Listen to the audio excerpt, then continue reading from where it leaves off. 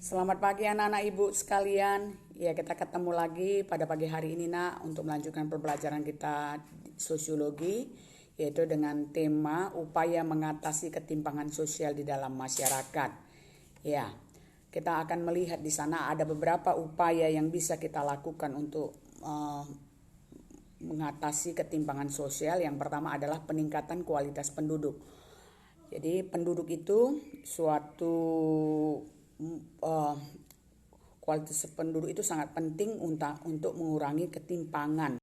Upaya yang dapat dilakukan untuk meningkatkan kualitas yaitu yang pertama adalah memperbaiki kualitas pendidikan. Jadi kualitas pendidikan itu yaitu seperti dibangunlah kursus untuk membina keterampilan masyarakat, seperti kearifan lokal yang ada di masyarakat kita. Jadi di dalam pendidikan itu semua seperti di Indonesia sudah dibuat wajib belajar.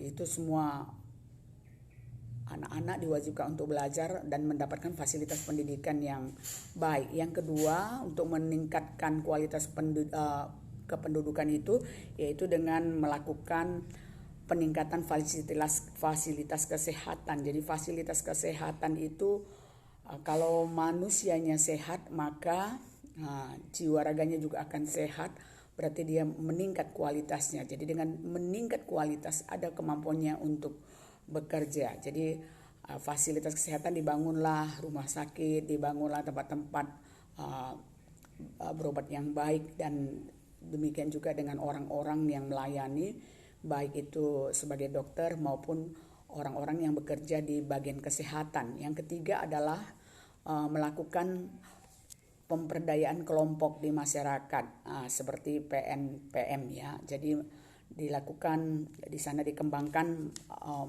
masyarakat itu atau orang-orang yang ada di sekitar masyarakat itu diberikan pembelajaran untuk mendapatkan pendidikan sehingga diberikan bantuan untuk mereka mengembangkan kemampuannya. Yang kedua adalah dengan melakukan mobilitas geografi, yaitu pemerataan penduduk dan pembangunan. Jadi mobilitas geografi di sini maksudnya penduduk itu diadakan transmigrasi ya.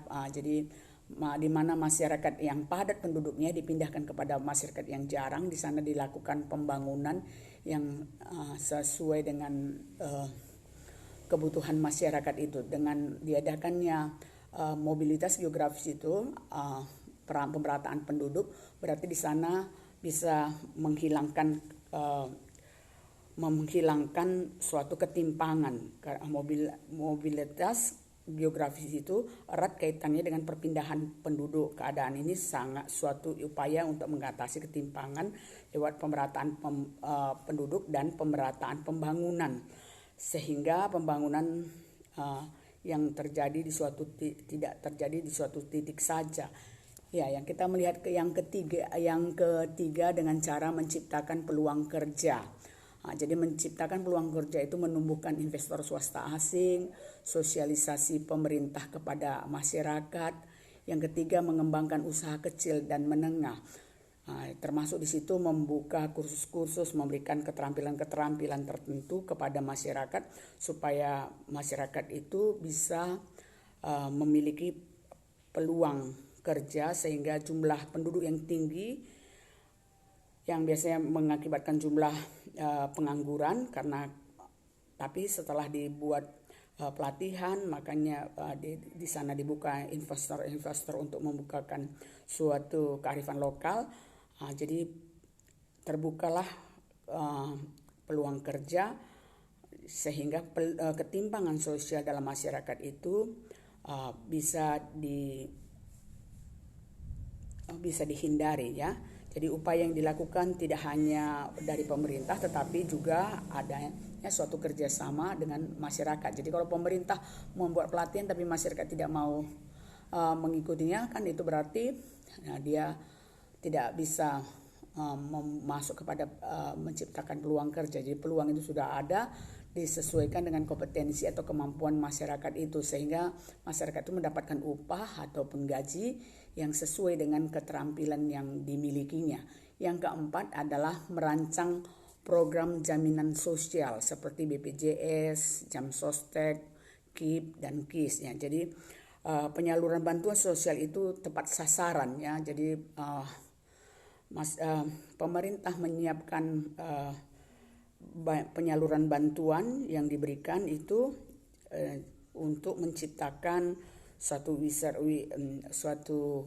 kegiatan yang bisa meningkatkan kesehatan Indonesia Pintar seperti itu. Jadi ada di program untuk menjamin kehidupan sosial masyarakat diberikan bantuan. Yang kelima adalah pemungutan pajak dengan baik.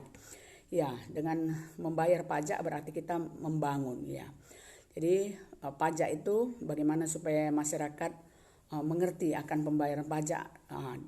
Dengan dia memberikan pembayaran pajak berarti dia juga akan menerima pembangunan. Jadi di sana diperlukan mensosialisasikan tentang pajak dan memberikan sanksi bagi orang yang tidak membayar pajak. Jadi di dalam pemungutan pajak ini banyak pajak yang dibuat, misalnya kita makan di restoran, nah di sana juga sudah dikenakan pajak kita, berarti kita ikut di dalam pembangunan. Nah ini menghindari juga ketimpangan karena apa? Bisa dilakukan pemerataan pendapatan ya. Jadi orang yang punya pendapatan besar dia memiliki pajak yang besar sehingga dia juga di sana dia punya kewajiban besar sehingga kita juga bisa menikmati pembangunan. Yang keenam adalah pemerataan hasil pembangunan. Jadi pembangunan itu tidak dilakukan hanya satu titik di kota saja, namun bisa dilakukan di tempat-tempat atau titik-titik tertentu. Jadi pada kesempatan pagi ini anak-anak ibu, ini yang bisa kita pelajari. Ibu harapkan kamu semua mempersiapkan dirimu karena minggu depan kita akan masuk ujian akhir semester ya, jadi ibu harapkan kamu juga tetap semangat. Selamat pagi.